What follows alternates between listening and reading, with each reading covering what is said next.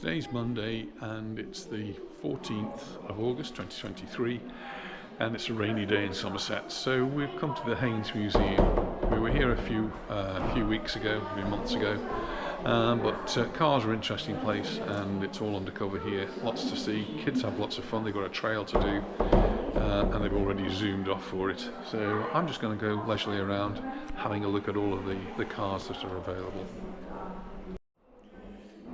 And starts with really quite a classic. This is the Austin 7 from 1934.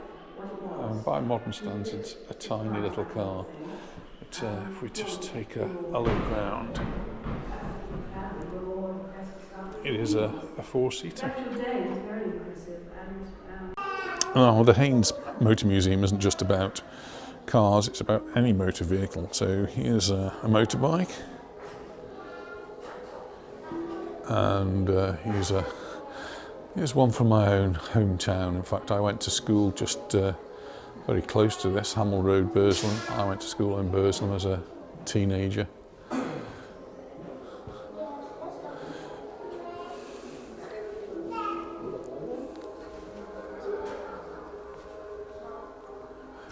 What amazed me last time we came here, and just the same this time, it's just the quality of the vehicles here and the splendid condition that they're in.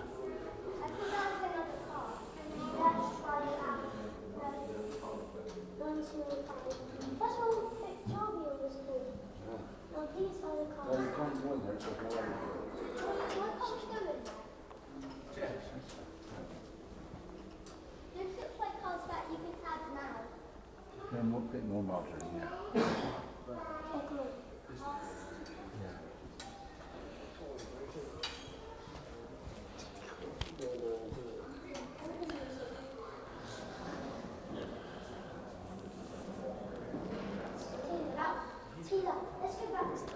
It's a 1905 Daimler DA75.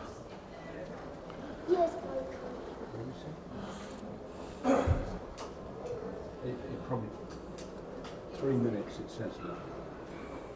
You've got to wait 3 minutes. It's not 3 minutes. There's something spilt under the car. Oh yeah. Is there? It might be gas. Looks like Luna's going around in a little car of her own. It's a Rover. This is from 1922, 8 horsepower.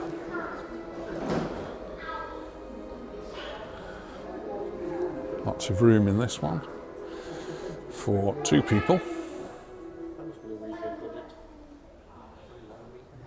The bench seat across the front.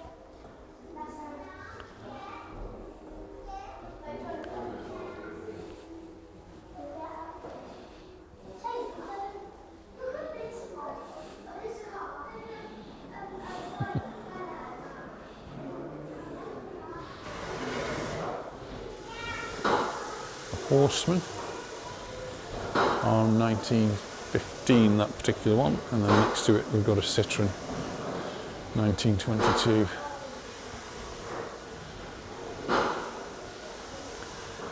It's a grand old Rolls Royce. This is a 1922 Silver Ghost limousine.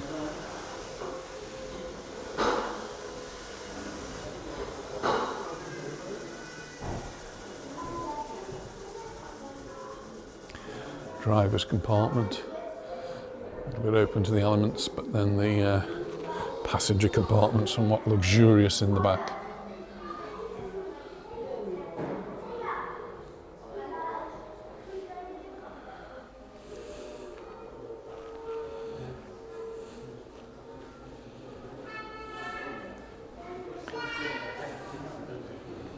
Manchester, 30 horsepower, 1929, sports tourer.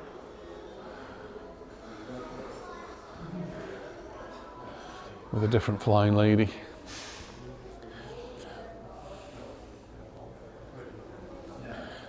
This is a Manchester special, built in 2001, so it might look a little bit old, but it's not.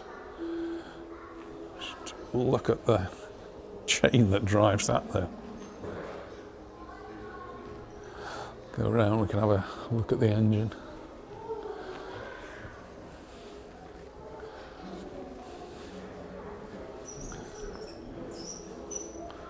Oh my goodness, the size of that thing.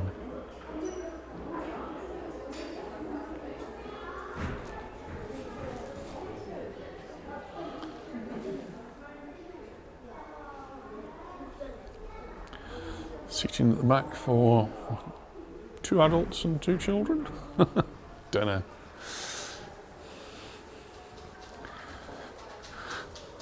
Another Rolls Royce.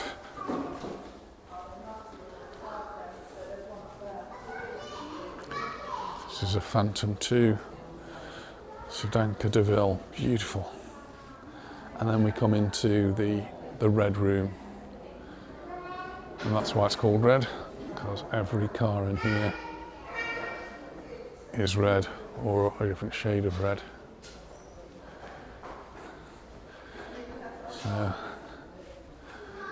mostly sports cars, Alfa Romeos. You searching for your? You searching? They're on a trail. It's Maserati. Starting to see a lot of Maseratis around again. Not particularly the sports ones. How you find those tick fins, the summons? I'll keep having a little. You've got to find a lot of things. It'll keep you busy, won't it?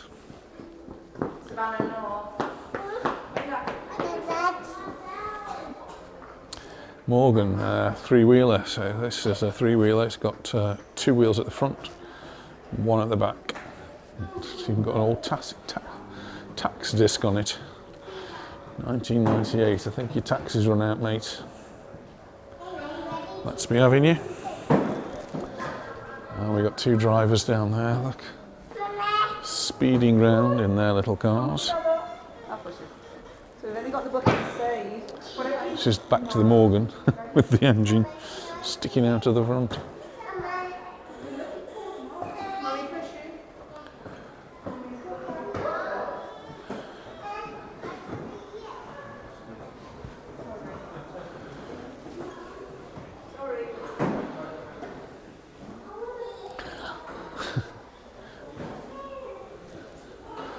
The old Datsun 240Z 1972. Jensen. This is a Jensen Healey next to a Porsche Boxster. Just going to have a look around here. There's some really nice looking cars here. Got all the names on the back of them there.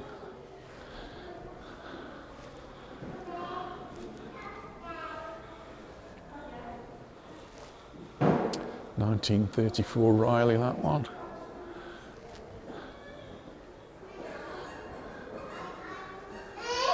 This is all British. 1934 Merendaz. Marcus Merendaz, former Royal Flying Corps pilot.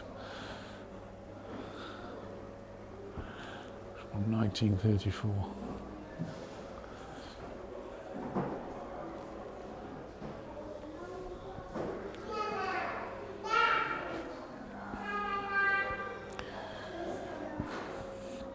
Big old Chevy, 2000. 5.7 litre engine in that. Whoa.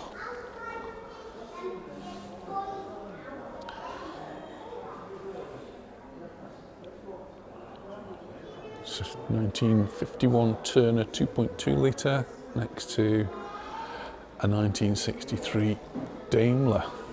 This is the SP250 Dart. Fiberglass. So 1963, new material to make cars out of, fiberglass. Lightweight material. Doesn't go rusty. This is a 1995 Dodge Viper, another one with a huge engine, I guess. Whoa, even more huge. This one's 7,990cc with 400 brake horsepower. 165-mile-an-hour car, this one. Rather you than me. And even this one here next to it's a Pontiac 1973 Firebird. It's the Trans Am. You see it in lots of films. And this one's 7.5 litres worth of V8 engine.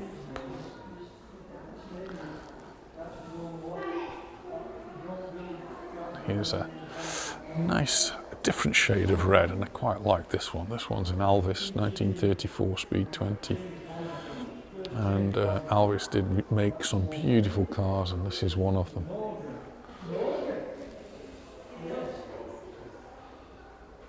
This is Jeanette. I think they still make these. They make them just for racing. TR4A, this one, from 1967. Just on the other side here we've got an MG. This is MGA 1960, the 1600 Roadster. When it was new, it was £940. So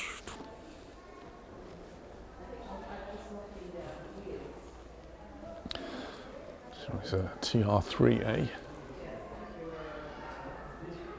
Dates from 1957. This was over £1,000 new.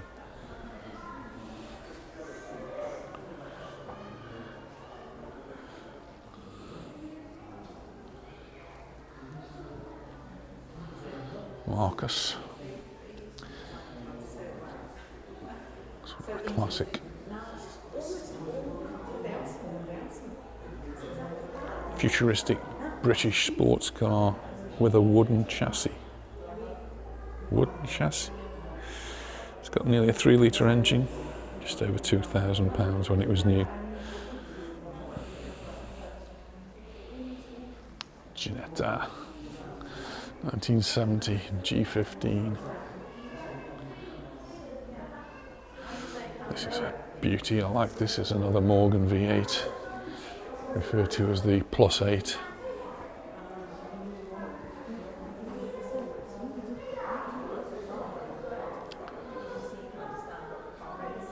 It's a car from AC. This is 1972. This is the AC 428 Frua convertible. This one's got a 7-litre engine. 7-litre engine, 1972. This was £5,000.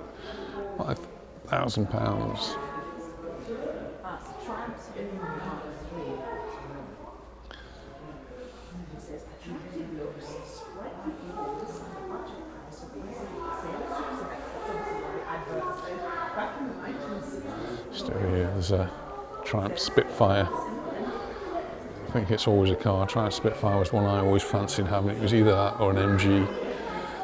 Never managed to get there. Just looking at the back of a couple of cars here, another AC over there, and then the classic E-Type Jaguar. Sunbeam Tiger. Turner, not so familiar with that one. Early Turner cars included this one, which is the 950, were based on the Austin A30 saloon. And then this one, this is, if you remember the series The Prisoner, this is where it all started, in a Caterham Super 7. This one though from 1990, so relatively modern. Just have a quick swing round to the other side. We've got another Porsche here, somewhat older one. This is 1965 356C Coupe. And right next to that, the Austin Healey, another classic car, 2.6 litre engine from 1957.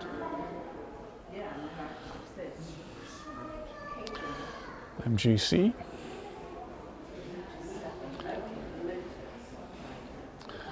This is one I'm not familiar with at all. It's another fiberglass car. It's 1968 Rochdale Olympic from the Greater Manchester area. Got a 1500 inline 4-cylinder engine and £930 when it was fully built. And just the last of them, this one here is a Lamborghini. You'd expect that to be red, wouldn't you? But look at the width of that. It's just an incredibly wide car. This is a 1981 Countach, and even in 1981 this was 45,000. And then one which I've got a little soft spot for, actually. This one, very rare car. There weren't many of these made. It is in fact a Gordon Keeble, and when we used to live in Stoke-on-Trent in Trentham, this is from 1965, there was a garage at the road and it had one of these for sale. I'm pretty sure it was a blue one. This, I'm pretty sure again is a fiberglass body. Big engine though. Let's just check the size of the engine. And I always fancied buying 5.3 litre engine. Or it's a Chevy engine in there. Chevrolet. And did always fancy buying it, but never actually got around to it. Never had the money. I was a poor teacher. So leaving most of the red cars behind, we will see some in a moment. We come over here, we've got a beautiful blue. This is an Alvis. It's the TD21 drop head coupe from 1960, made in Coventry. 6 cylinders, 3 litre engine. This is another one of the sort of luxury cars.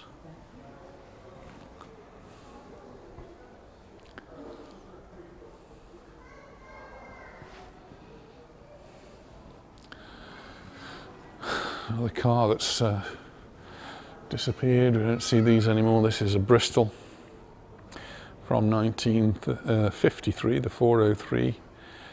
Bristol also famous for airplanes, aircraft engines. This was one of their cars.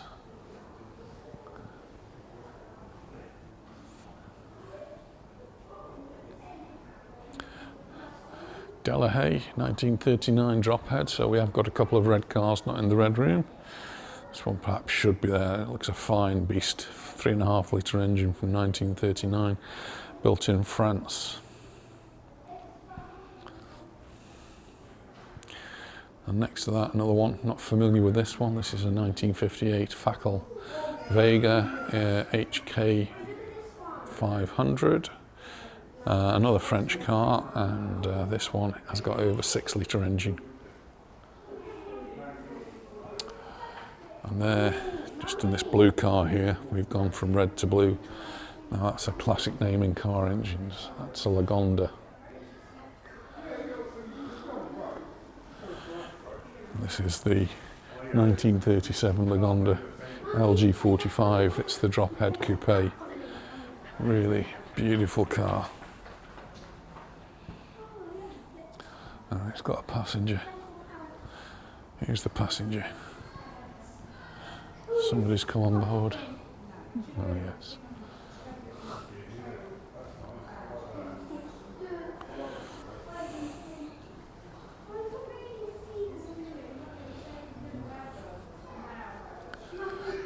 Oh, beautiful looking car. This one's another Rolls Royce.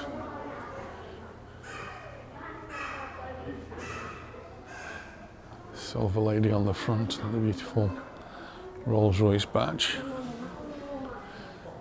Classic. This one's the 1932 Sedanka Coupe.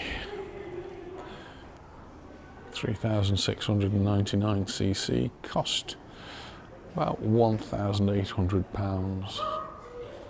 Top speed 68 miles an hour. But if you're in a vehicle like that, you don't really want to go fast, you want to go leisurely.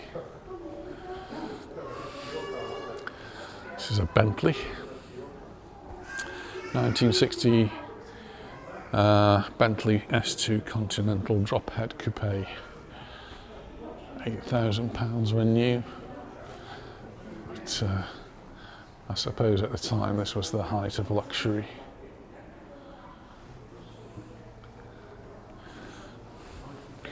They're not much use on a day like today when it's raining outside.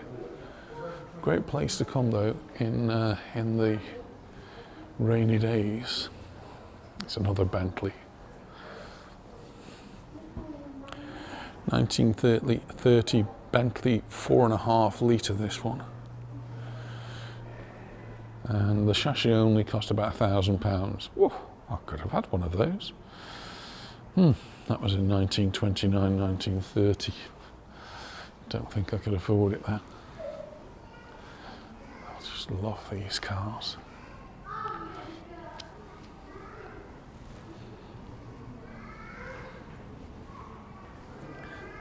Detail in here.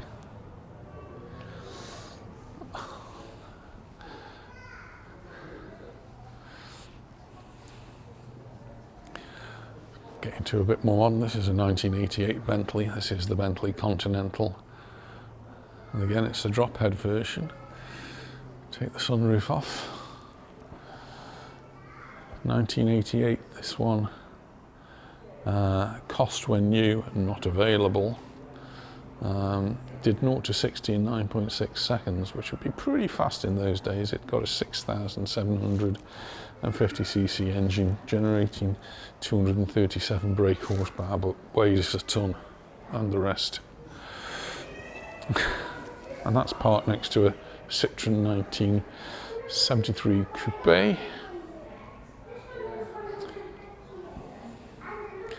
And over there we've got a Porsche 1973, and this is the 911, and it still really hasn't changed very much in its shape.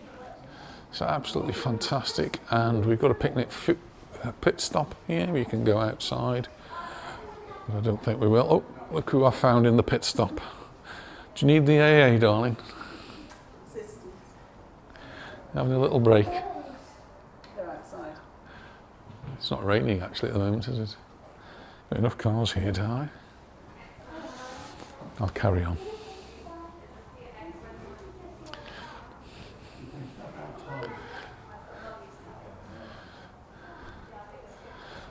The old rickshaw.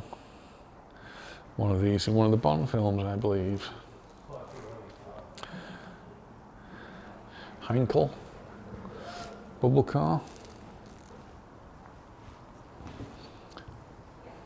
The door actually is the front. It's the front, it's the window.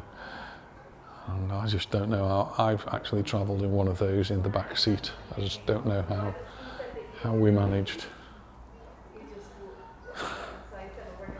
Unbelievable.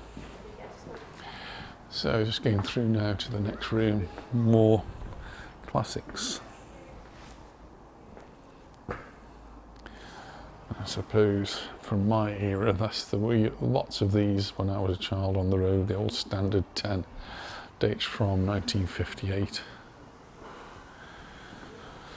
And the other one, of course, is the Ford Anglia, which didn't manage to change shape. This is the Ford Anglia that I remember. This is Ford Anglia from 1966. This is the 105E.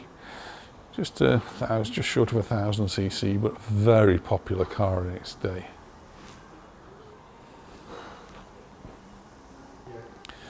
Over here we've got a Triumph Vitesse.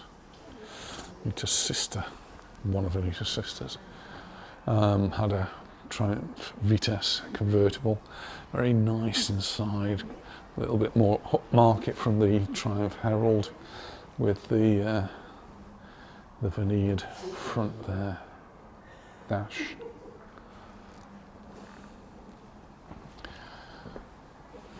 Ford console. The Dolomite. I prefer the Stag next to it. The Dolomite's from 1978, the Stag from 1976. I thought the Triumph Stag got a really nice shape to it. Cost when new in 1970 was £2,500, but by 1977 it had gone up to £7,000. Just across from that, I'm pretty sure my dad had that model. That's a Mark I Cortina from 1961.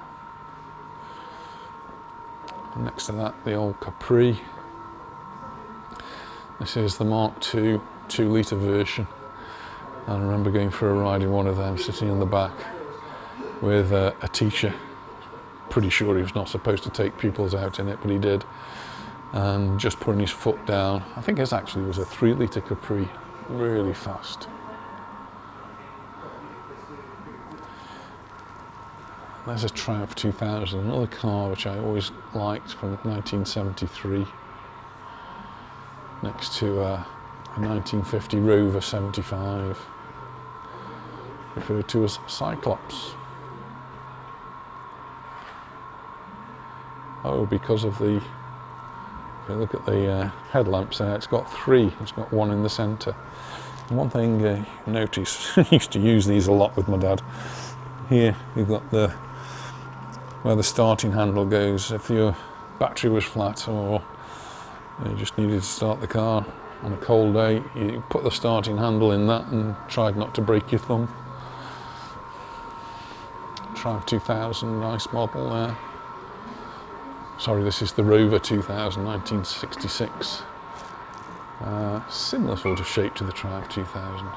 Van Plas made a sort of an upgrade to many of the other cars. So you take something like an Austin or Morris 1300 and you stick the Van Plas label on it, but that means that everything on the inside gets upgraded. And so typically Van Plas had veneered wood interiors.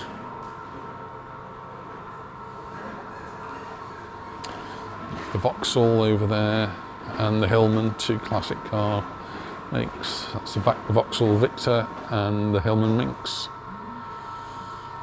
We used to have a Hillman Minx, but it wasn't that model. Must have been a much later one than that.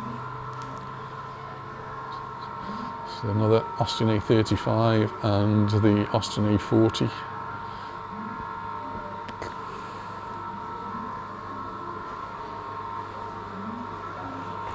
Singer, this is the Singer Gazelle Mark V. Next to Humber. This is the Humber Hawk Series 1 VA or IVA. Next to the Humber Sceptre. Humber Sceptre was a sort of very sleek car, like that one. This blue one here, curious one. Austin Nash Metropolitan, cute to look at, handles like a sailboat in a hurricane, it says, and maybe not so much fun. It's got an inline 1.5 litre engine, 55 brake horsepower. It's another Austin, the A90.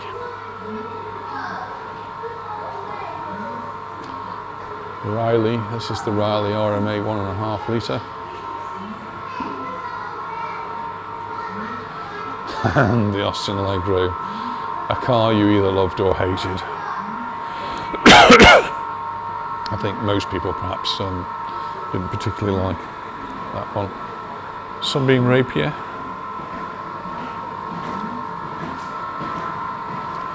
And finally on this one, Wolseley 1950, 680. Just going to nip into the garage here. Tyre inflation service, car tyre, 1 shilling per set of 5 tyres. I kind of balk at having to pay to have my car's tyres pumped up. Maurice Cowley, 1917, Continental Bullnose. Nice MG.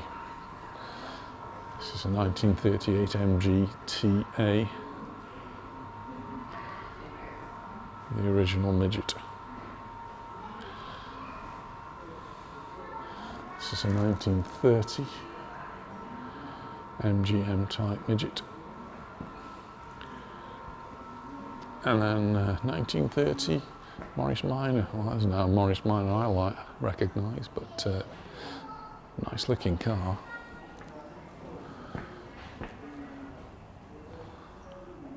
And the Morris Oxford. Again, not the version I know. Oh, I quite like that one though.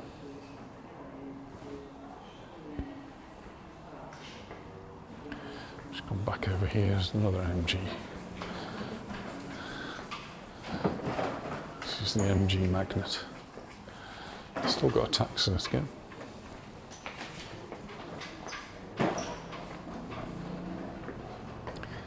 And the old SO map. SO was the petrol company. And there's the Morris Minor I recognise. This one actually is a drop head, and from 1955. Next to that one, this is the Morris 10-4 1934 Tourer, and I do like this, very nice.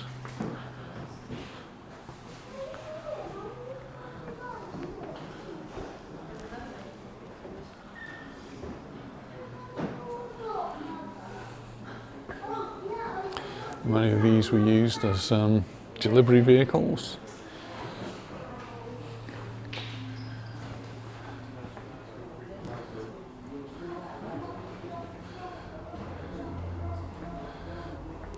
Racing cars.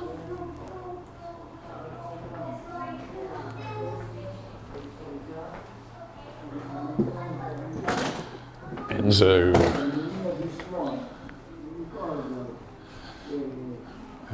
synonymous with Ferrari. Look at that.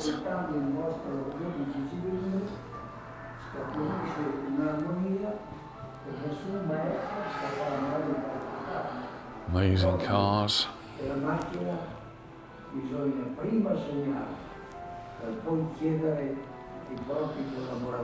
This is a 1960 Ferrari 250 GT Cabriolet.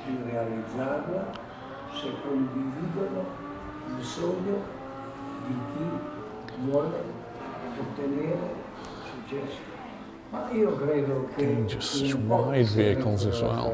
Stick to the track though, I suppose.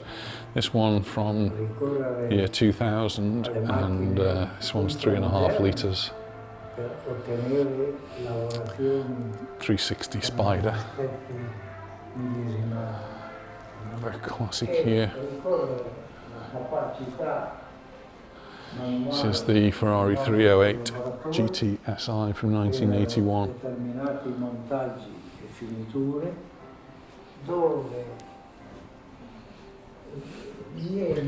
So the Enzo Ferrari history coming from 1898 right through, well, to the present day, but up here to 1988 of the man himself. Died at the age of 90 in 1988, but the cars live on.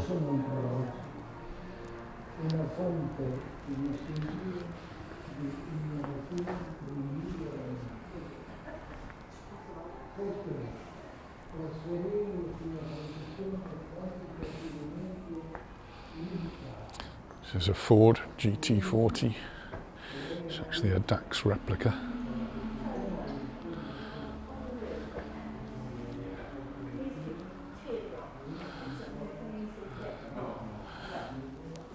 Ford Sierra, 1987. This is the RS 500 Cosworth next to the Ford Sierra Cosworth promotional car.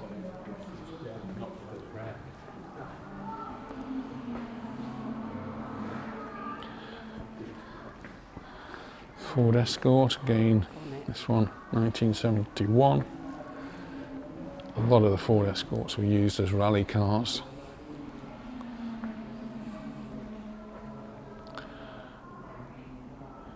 '60 Ford Convair Special. And Ford obviously into racing as well. This is Formula Ford and onwards. Now we're getting to some of the racing cars over there, look.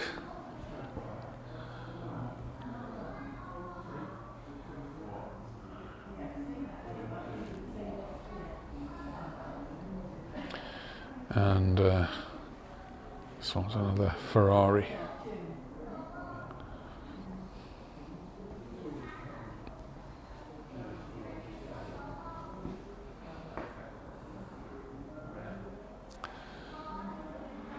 This is a 1974 Lola 370 Formula One car. So after a poor first year in 1973 with the custom Shadow 9-1, the team owned by Graham Hill went into Lola for 1974.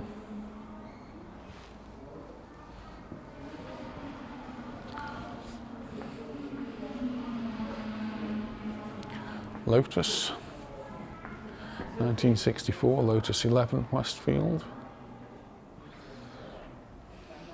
Reminiscent of the D-Type, that.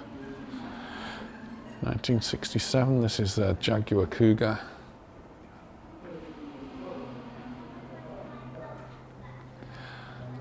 And this is the D-Type, so yeah, similar, but a bit bigger. This is the long-nosed D-Type Jaguar, but this is a replica.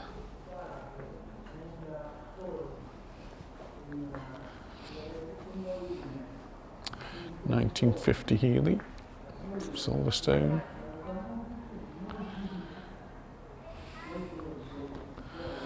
And 1947 Allard K1. We got a 1996 Ferrari F310 Formula One. God, it's a tiny, tiny cockpit in there.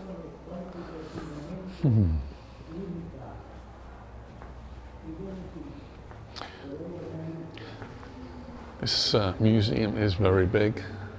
Lots of nice models, never mind the cars themselves. You can spend a lot of time looking around.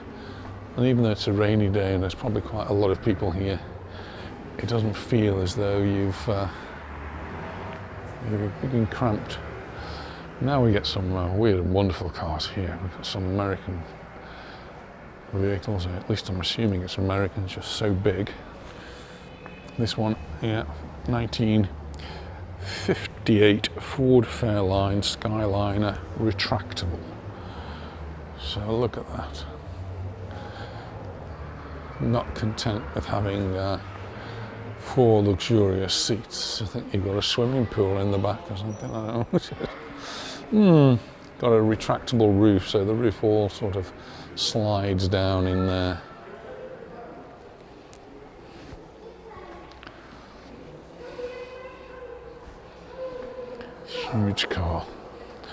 Huge car, probably a huge engine.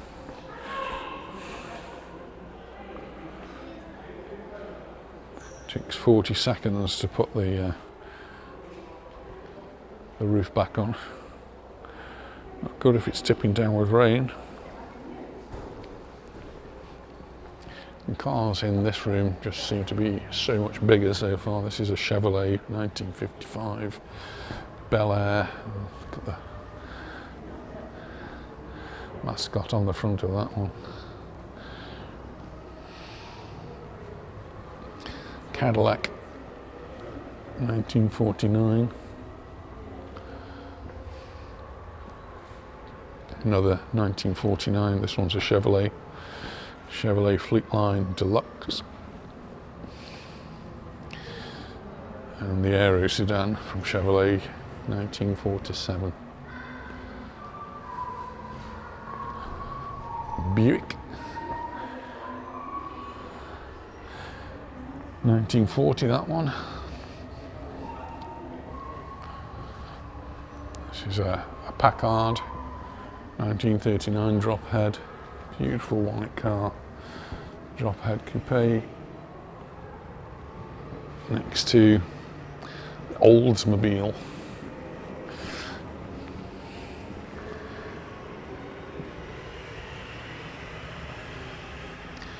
Give you a view of the room here, just all of the cars we've got. Magnificent place. This is a 1935 Cord Beverly, never heard of that one. Lots of cars here, even if you're a car buff, I think you'll come across one you've never seen before. Duesenberg Model J from 1931. And this is the Auburn 852 supercharged boat tail speedster from 1936. I need to go around this way now.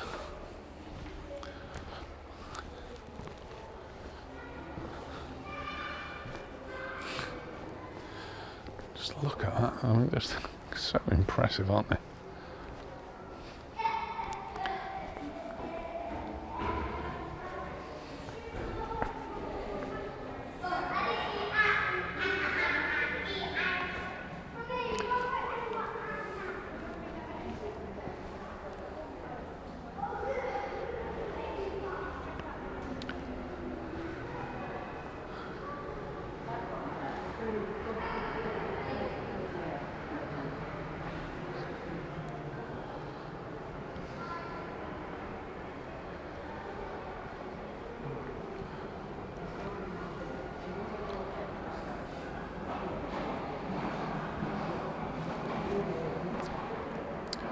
Gone back in history a little bit. Here we go back to 1909. Reliable Dayton. This is a horseless carriage. No steering wheel.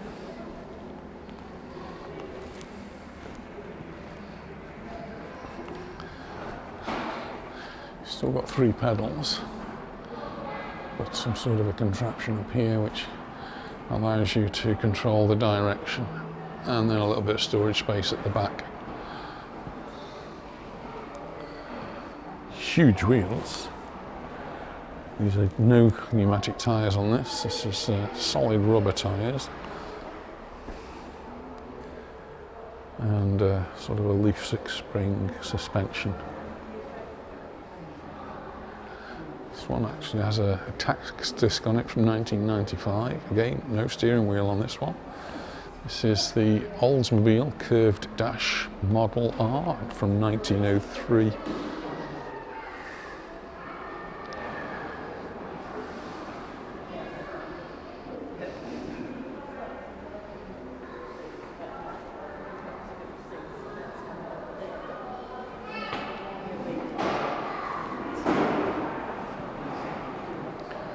Just over here we've got a Ford V8 model 78. This is a deluxe Woody. Woody because panels on the side there are made from wood.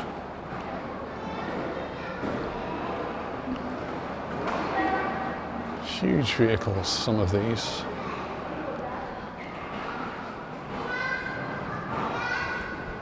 This is the 1917 Haynes Light 12.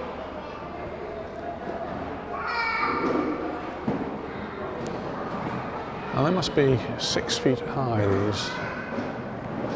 This is a Cadillac from 1931. How are we doing? Hello, how are you doing? Are you pushing or driving? Pushing. Definitely pushing. Hello.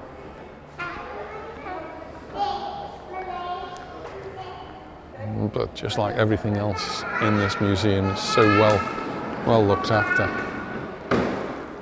Oh, we've got some more drivers here, look. Careful, careful, careful, careful. I hope you've got a license for that, missus.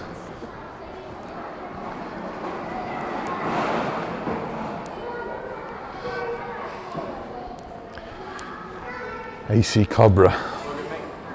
This is from 1964, and just before we left the UK, there was a kit car that you could make from an AC Cobra kit car, and we actually had a Jaguar XJ6 at the time, and I always thought we could convert that. I built the garage to do it in, but never actually got around to building the car. We left. It's a 1970 Chevrolet. Some more huge vehicles on the other side there.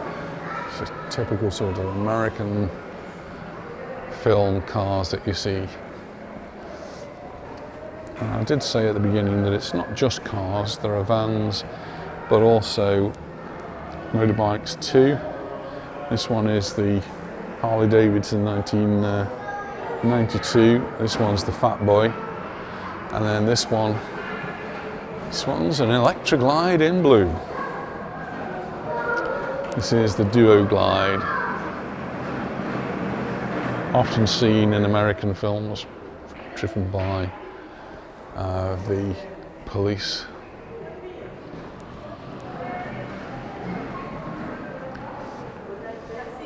Jordan Playboy Special.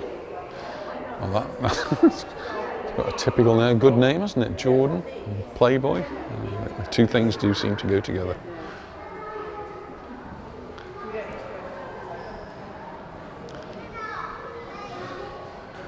"1920 Moon." Never heard of that one.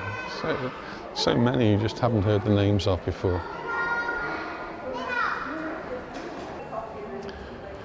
Now the girls are going to go off to a cafe. I'm just going to carry on because I'm enjoying myself. This is a 1921 Stanley.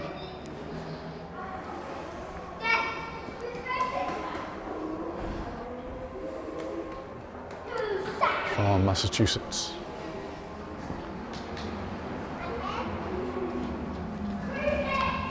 We've got a room here devoted to Frank Williams and the Formula One racing cars.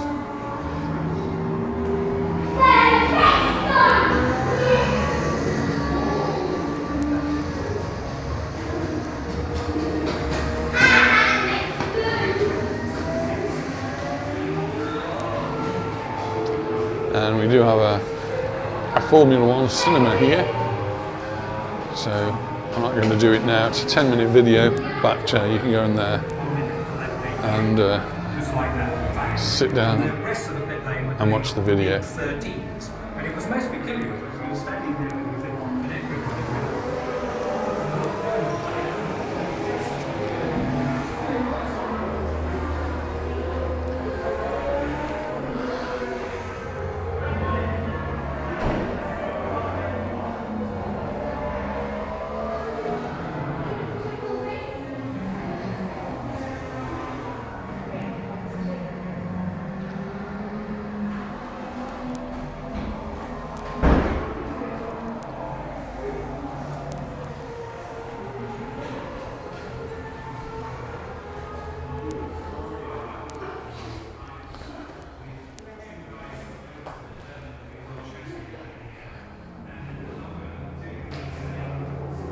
Nigel.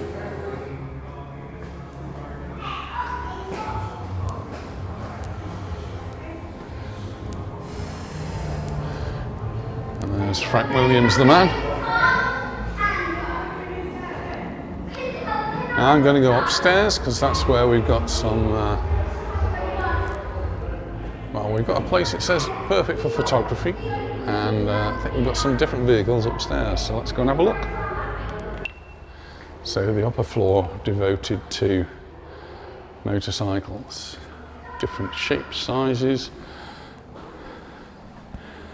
This one, 2007, this is a Triumph Rocket 3. And just behind it, oh, classic of its day, Triumph Bonneville 750. Never been a motorcycle rider, but Paul, my uncle, was a very keen motorcycle rider. He didn't have Triumph. This is a DKW. This is another classic. This is a Norton Commando with electric start from 1972.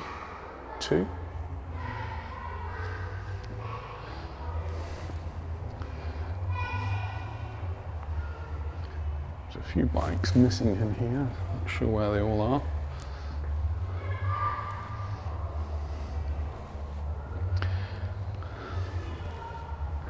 It's another Norton and Triumph Tiger Cub. Yes, I remember that one. That's their little version.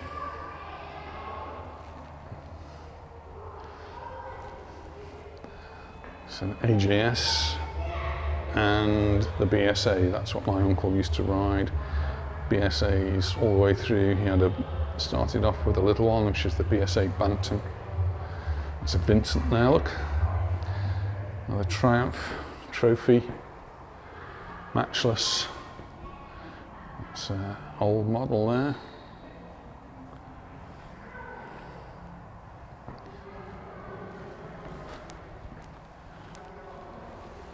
Well, the ones I'm looking for are not here. So last one on this side is a BSA. Yeah, my uncle had a BSA Bantam to start with, and then his second bike was a Barracuda, and finished off with the Lightnings. He had a couple of BSA Lightnings.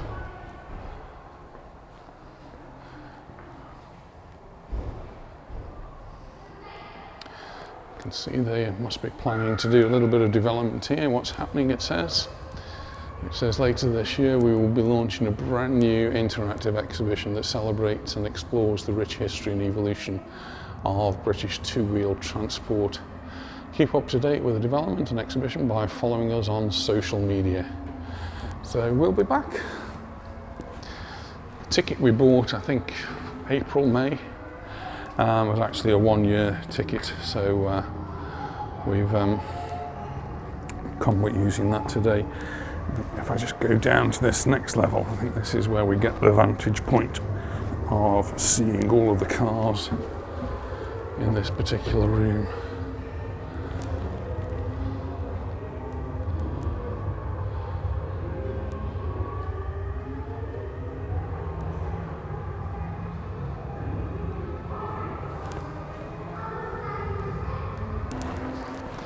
I've come down the steps now and just onto this floor. There's a couple here I wanted to see. This one in particular, it's a Ford, and this one is the one that really revolutionised cars. This one is the Model T Ford, and it was the one that really brought cars to the masses, the one that you could have in any colour you wanted as long as it was black. And this one's from 1921, and it's in that classic colour. But to make money manufacturing and selling automobiles. And the next one to it is a 1934. This one's actually the Model AB.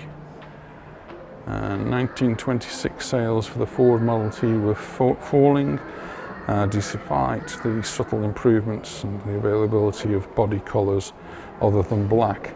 So the following year, Henry Ford laid off thousands of workers, causing great upset. All this was forgotten, however, when Henry Ford announced the all-new Model A in December of 1927. So he's just carried on using a chassis similar to the Model T, but the new car had features conventional 3-speed transmission, brakes on all four wheels, and a 3.3 litre engine. The bodywork was designed by Henry's son and company president, Edsel Ford.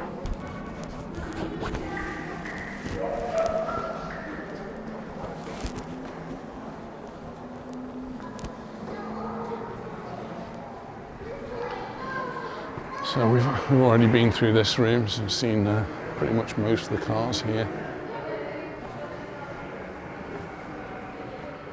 And the motorcycles, of course. Did we catch these down on this side? Because I don't remember seeing the Jeep here. It's the Willys Jeep, 1942. You'll see it in every war film from the Second World War. And then just stuck in a corner, the brushed stainless steel DeLorean, 1981, absolutely surrounded with controversy, but still quite an amazing looking vehicle even today, with an amazing story behind it. Those gull wing doors that just opened up sideways.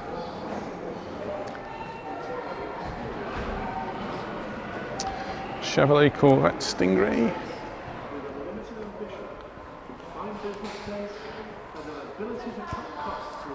Nice to see some classic Jaguars in here. Represented good value for money. One area that many buyers was not gifted was that of automobile engineering. They knew that if he was to build on the success of This is the 1969 420G. rather than a standard and elegant body, he must I do like the shape of this one. This is a 1998 Jaguar XKR. A really good looking car in my opinion. Not the colour I would choose. I think I'd want British Racing Green. Right next to here we've got an E-Type.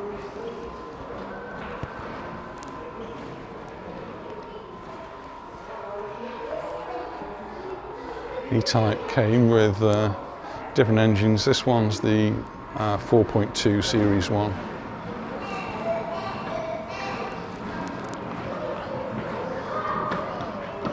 (1967) Jaguar 240. And then we've got the Mark 8. And finally on this side, this is a 3.5 litre Jaguar Saloon. Maybe that's probably one I can afford nowadays. Maybe I can't even afford that one actually. But these are true classics of the Jaguar line. These I really do like. If anybody wants to buy me a car, then maybe one of these should be it. This one's the XK150. This one's the XK120. This is 1951, beautiful condition. And this one, the 1959. Really pretty cars.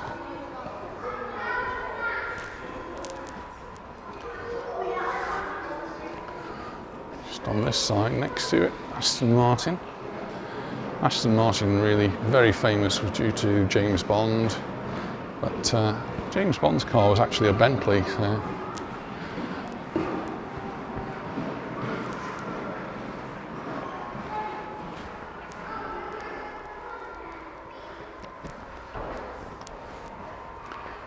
There's another, that's the DB4. Just coming around here, we've got some Lotus. But just before we do leave the Jaguar, there's the E-Type. This one is the V12 version of the E-Type. V12, can you imagine the power that must have? Here's a Jaguar from 1993. This is the XJ220, and that must be an amazing vehicle.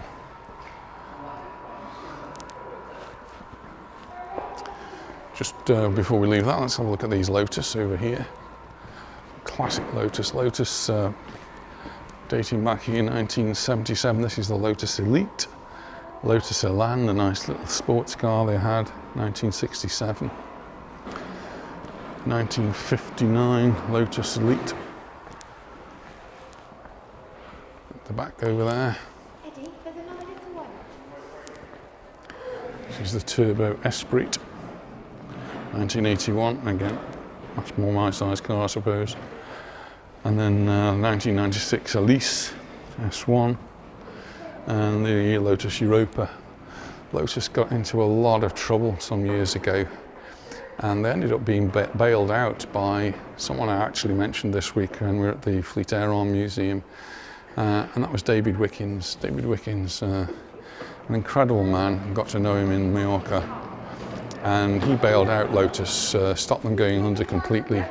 Didn't build any cars under them, but rescued the company and sold it to Ford. Ford were eternally grateful, and they used to send him a new car every year or two. Two more classics here. This one's a Jensen V8 Mark 1, and then the Interceptor.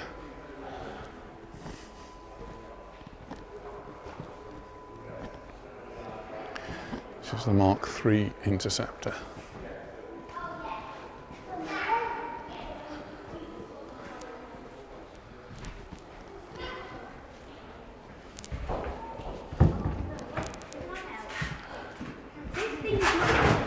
It's a little room here I'm just going to go into because it's got a lot of little cars. A sandcastle goes here.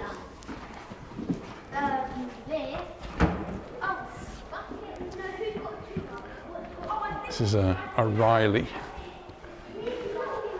the Riley Elf Mark II from 1969, and a very similar car.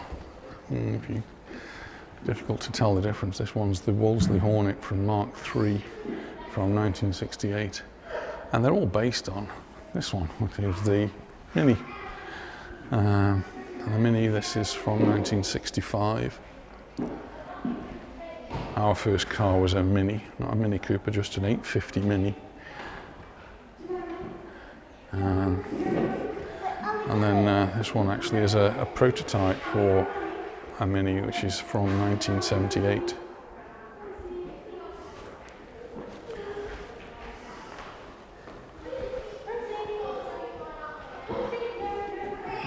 Another Mini, this is from 2000. And then the Cutaway, so ours were a little bit like this. Very similar on the inside. I think ours actually had proper door handles rather than a bit of wire to pull down on to open the doors. But as students, that was the car we could afford, so that's the car we had. And Anita was the driver, of course, not me. And there we go, we had a sort of a almost a reddish coloured Mini. You can paint it whatever colour you like.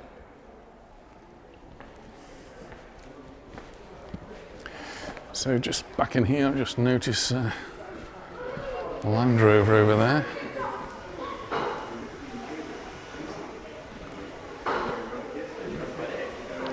This is a TR6, another. I did like all of the TR, the Triumph range, right from the early ones. Actually the TR7, this is the TR8, 1981. Here's the very classic vehicle, the Land Rover Series 2, described as the world's most versatile vehicle. And if I'm right, I think they were aluminium bodies, so they didn't go rusty. It's a Rover, 3.5 litre.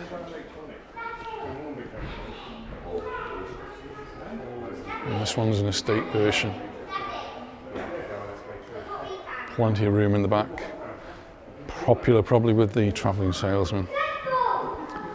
Citroen, got a friend who's got a Citroen 2CV, probably something similar to this. Don't think he carries a surfboard like that though. Anita's dad was a Citroen man. He didn't have one of those, and he didn't have one of those, but he did have a Citroen.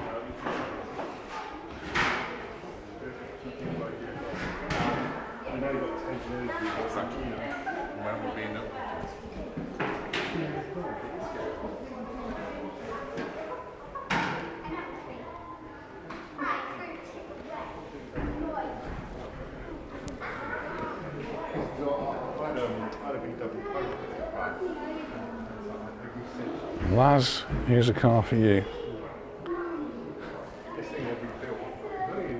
This is the choice of the KGB. Ooh, sorry, Laz. 1994 Tatra on a German plate. Mini. That's three now. It's Mini. What is it? I'm still in my office. Mini. It's Mini. And this one, the 1976 Trabant 601 Saloon.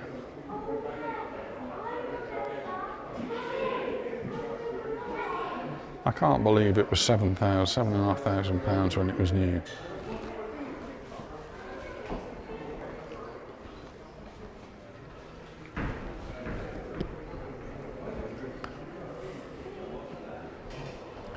(1972) De Tomaso Pantera. Exotic mix of Italian styling and an American V8 power engine, 5.7 litre.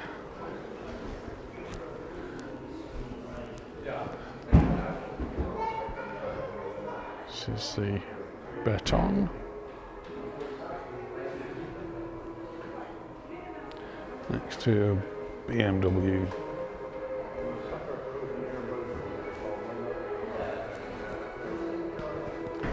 And the classic of all, Golf.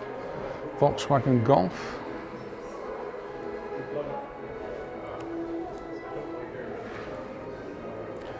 Renault here, Renault Chevelle. Mercedes 280 SL from 1970. Mercedes Benz and 190 SL. There's another one of these bubble car type vehicles. This is 2019 concept car, and this one's actually an idea. It's got an electric engine and hope to sell for £12,500. Right next to the Clive Sinclair failed C5 1985. Other three-wheeled cars there. Here's a Messerschmitt. I really quite like this one as a youngster. We used to have kids turning up at school with those when I was at school. And then love this car. I used to have a Smart, and it was so useful for getting around town. Mine was a diesel engine, and it was just nippy. It was easy to park. Plenty of space in it, surprisingly. Really good car.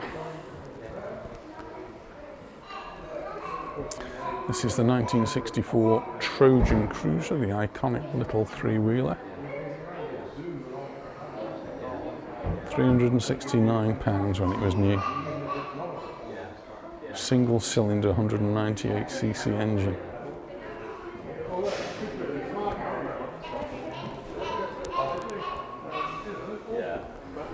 We've got classic Fiats, Fiat 600, very similar to the Fiat 500. And the Hillman Imp.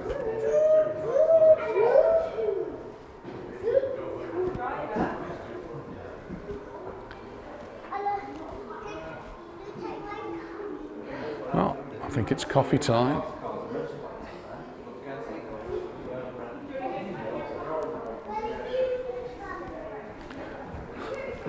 This is a Volkswagen Beetle with fuel injection.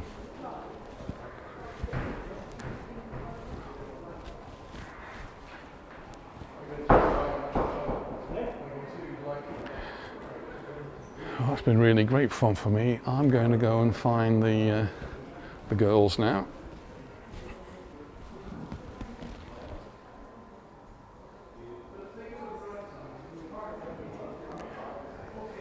So, from the Haynes Museum, thanks very much for watching, and I look forward to seeing you in the next video.